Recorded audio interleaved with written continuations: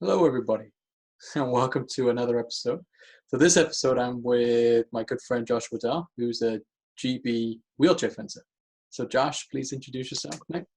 Hi, my name's Josh Waddell. I'm a GB wheelchair fencer, and I'm currently world number one for under 17s and world number three under 23. And I've got a senior ranking of 24th in the world. Now, explain to the people that don't know how those Paralympic qualification rankings work, mate. Because I know you do both fall and épée. Yeah, so it goes off your rank for two weapons. As an so as a kind of average, you kind of get your rank, and then there you kind of attempt to qualify. So you try and get as high as you can, and then hopefully it's enough to then, by the end of the 2-year period of qualification, to get to the Paralympics. Wow, and I thought that the able-bodied Olympics qualification was hard, man. That's crazy. Okay, so you decided that you wanted to talk about your experience in stepping up from cadet junior tournaments into the seniors, right? Yeah. And what it takes, what the differences are. So, lead us off. Yeah, so I think the biggest change, of course, is first the standard. I know personally from my own age group, which is under 17 to under 23, was a big jump, but I kind of was able to manage it. But then from under 23 to seniors, you can't really prepare for it. It's a different atmosphere, a different intensity. The tactics and the mindset are completely different. I think the hardest thing to do is to have confidence when you kind of move up after the first after your first competition.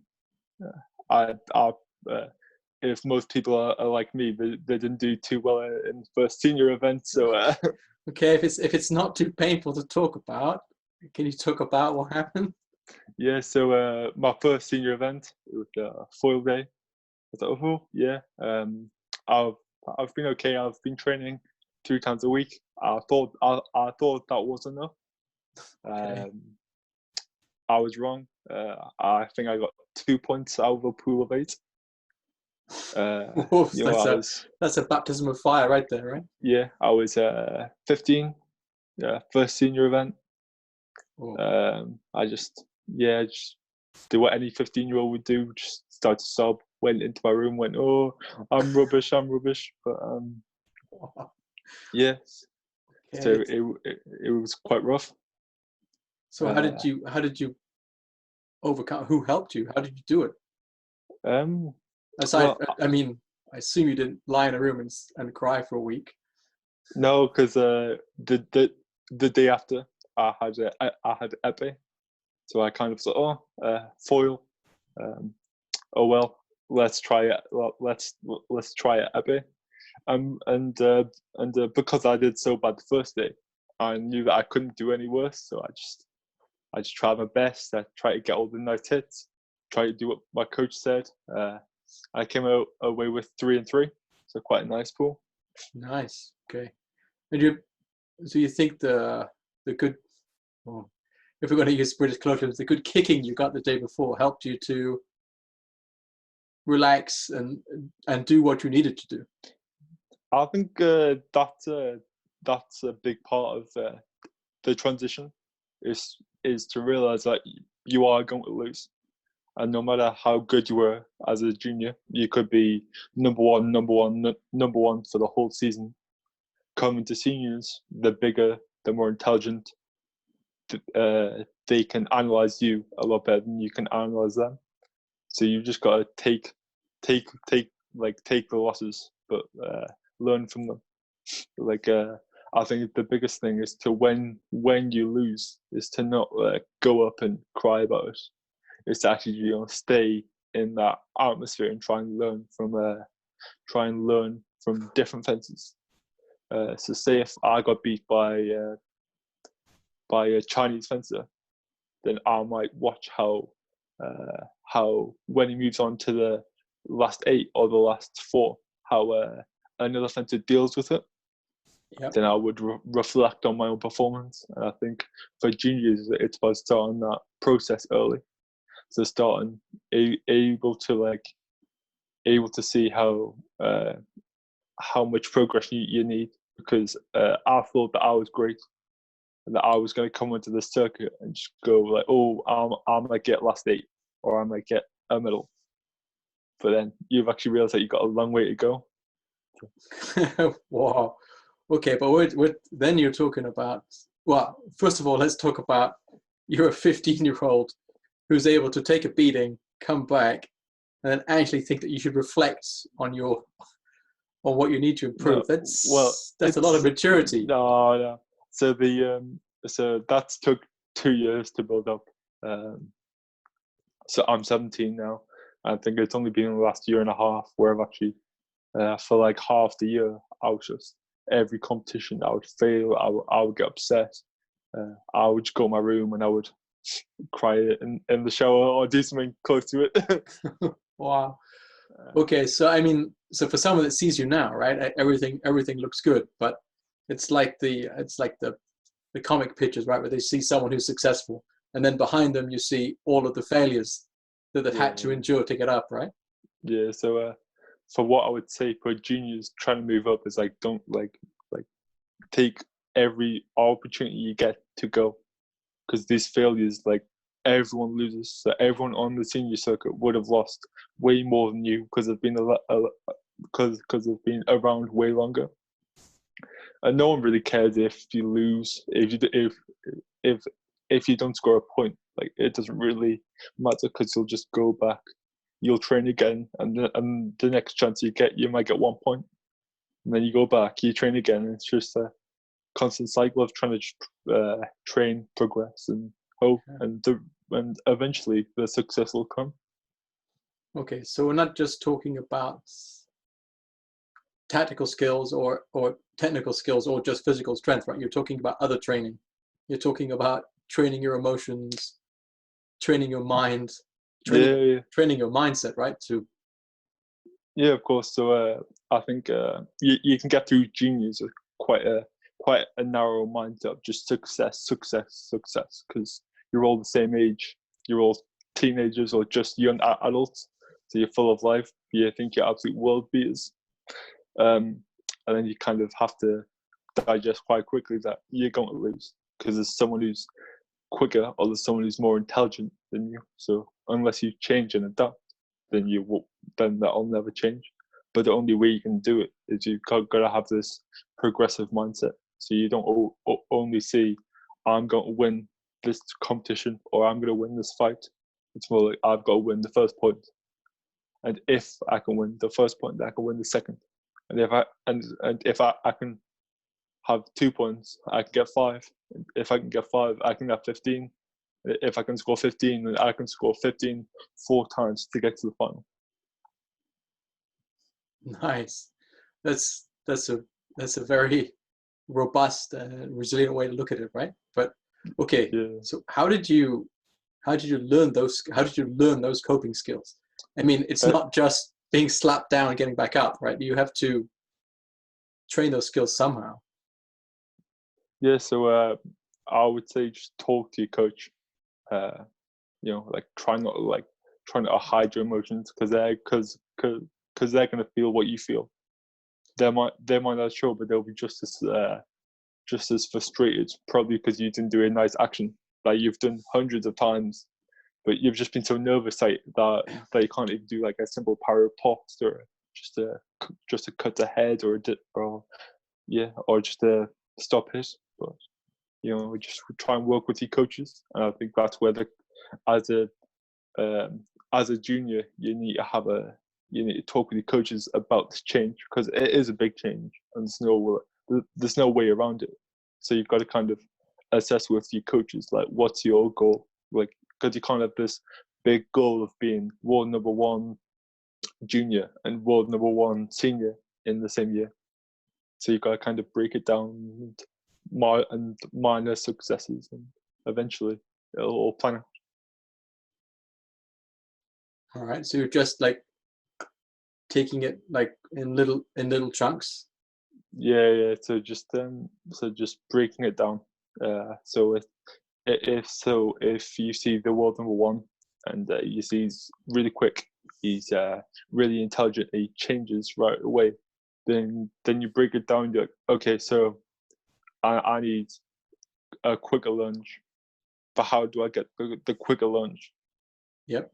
It's technique, and how do I get the technique? I train more, and how do I train more? It's like you kind of make the time. So instead of doing 3 times a week, me personally, I do it 6, because I know that that the seniors, they train probably more than me. I train as much as I can to get to that level. I think you've got to realize that if you want to train with if you want to train to compete with the seniors, you've got to train as much. You've got to train harder. You can't just train as you were doing in juniors and expect the results. So you got to kind of change it up, make it more advanced, and make it harder. Because of course it's going to be tougher, but so is your competition. Well, yeah, that's true. I also, when I come to the club, see you in the gym quite a lot, right? So Yeah. you're I mean, you're up. I mean, you're very strong. I assume this makes you very resistant to injury. I think again it's more injuries can happen wherever, especially in wheelchair fencing, because we're so close. You can never predict what's going to happen. So I might get a sword to the collarbone, and close distance it might fracture, break, do whatever to the collarbone. But I try and within the gym work, it's not just lifting weights, getting big. It's about strengthening the aspects of my weaknesses, your weaknesses, and being able to like assess it from like senior fights, because I think they're at their peak when they're a senior. They're not gonna get any worse. Like they can't. Like the only thing they're gonna do is they're gonna retire when they're 35. Mm-hmm. So until that point, they're at their peak physical fitness. Until that point, that's the peak that you've got to contend with. And to contend with that, you've got to first assess your weaknesses, and then once you've made those weaknesses strengths, then you can build these strengths to make them even greater. Yep. So I think the biggest transition is just trying to break it down. So just break it down into manageable aspects, because as juniors, we've also got like school, sixth form, university, so you've got to kind of break it down. Balance. Yeah, just break it down. It's always doable. I mean, I always try and look at it now as it's just a person with a sword. They've got the same 24 hours in the day. They breathe the same air. They do the same actions. It's not anything that changes. Like, they're not these big, unstoppable people that you can't beat. Seniors, they're just a bit older. They've got a bit more technique. So all you've got to do is train a bit more. Then you'll eventually get there. Because they're just, at the end of the day, they're just people with swords in their hands. Yeah, but it doesn't sound like you're just training more. It sounds like you're, to use a cliche, training smarter, right? You're training all the different aspects that you feel that you need to do. Yeah, you have to train as you've got to train like you've got to train like your world number one. Even if you're world number 231, you've still got to train that you're that number one, and to do that, you've got to work on your weaknesses, because there's always going to be someone at your back who want your position to get higher. And to do that, they're going to try and capitalize on your weaknesses. So what you need to do is to make sure that your weaknesses on the worst day, when they're when you're feeling really badly, that your worst day is better than their best. Nice. Okay, so let's talk a bit about tactical analysis, right? I've seen big diagrams drawn in the cell on the mirror. Yeah. So what are you working on with your coaches? Is it just you're remembering the fights, and you're talking about them, or you're videoing them, or? Yeah. So it's about videos and analyzing fences at that point. It's about self reflection. So I have a book where after every competition, every night, I'll compete. I'll draw the pool out. I'll mark it, and I'll be. So what happened in that fight? And I'll write down what they did, write down what I did, and I did what things I could do to improve. Mm-hmm. And eventually, I saw a pattern of the things that I was constantly doing wrong. And then over the course of say the 2 years that I've been doing it, we've kind of created a style and created a plan that's really good and that's gonna push me on to the future. But I also think that analysis doesn't just have to be video. No. I think the best kind is kind of when you're just looking and watching like two elite fencers on the piste, because the video can't resemble, like, say, like as fencers we can tell if we're confident and we're pushing our confidence onto our opponent. Yep. Or the other way around. So it's just trying to analyze that and analyze how we can take aspects of the best fences and add that into my fencing, because nice. I don't want to be like anyone else. Like, I don't want to aim to be as good as the world number one now, which I think a lot of juniors, their aim would be, I want to be as good as Garrick Meinhardt in foil. Everybody wants that, mate. Yeah, but there's going to be an aspect where Garrick Meinhardt will have weaknesses. That might be your strength. So, yep. So you don't want to be Garrick Meinhardt. You don't want to defend like him. You just want attributes of him, because there's always going to be someone who's going to probably beat him in two years' time. Maybe at the Olympics. So you never want to limit yourself to someone. You just want to take attributes of the best and work on yourself. Yeah, I mean, it's implausible to believe that the rest of the world top 20 or top 40 can't do the same moves as Greg Meinhardt. Of course they can, but they're not him.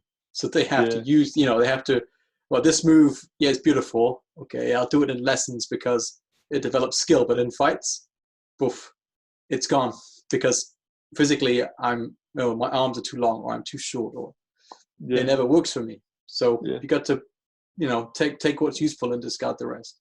Yeah, because I think as well as a junior, you kind of, if you're a bit bigger, if you're a bit stronger than the average, you can kind of have your way around some of the fights. Yeah. But definitely in senior, it completely changes. So, I think, when you're maybe 20, you can bully your way through. But when you're a 20-year-old versus a 28-year-old, you're not bullying them. They've seen it before. They're stronger than you are, right? So, I mean, you've got to bring something else to the table there. Yeah, so that's where you kind of draw on your own abilities and what you like to do, and be like, okay, this worked in juniors, let's try and do this. And then if it works, great, keep on using it. But if it doesn't work, you don't need to go, it doesn't work, I'm never going to do cease, flick it back again. you've just got to adapt the style. So maybe your cease might be a bit too big, so you just got to make it smaller. Yep. And then it's that kind of tiny differences like that as a junior you could get away with, and you couldn't see, which you need to fix in seniors, because they're not gonna give you an inch to work with. So you've got to kind of create that room to work with. Yeah, that's right. I'd say that's 100% correct. So if we go back to your reflections book, so you wrote reflections after every tournament and every pool match, and then so you took a positive view of what's going on, right? So instead of like I did this wrong, I can improve this, or sometimes I could improve this, or I gave away a hit, I need to somehow remove this from my game, and you're able to see a pattern, right? Yeah. So I wouldn't say you avoid the negatives. You definitely put them in.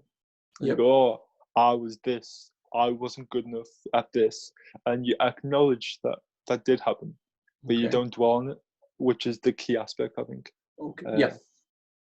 So you cut. So you don't try and avoid it, because if you avoid it, then you'll never address the problem. Yes. Okay. Yeah. Yeah. So you put it in the book, but you leave it in the book. You don't take it out the next day on the piece. No.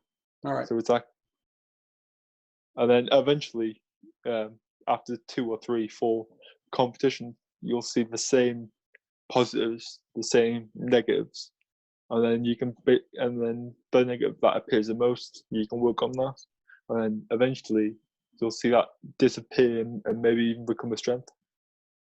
So then you just work your way down the list, and until I can win every competition, with winning every pool fight 5-0, every D 15-0, then I'll still have some negatives to write down in the book. So yeah, but as long as you're viewing them in a helpful way, right? You're not dwelling on them. You're just using them to help improve yourself.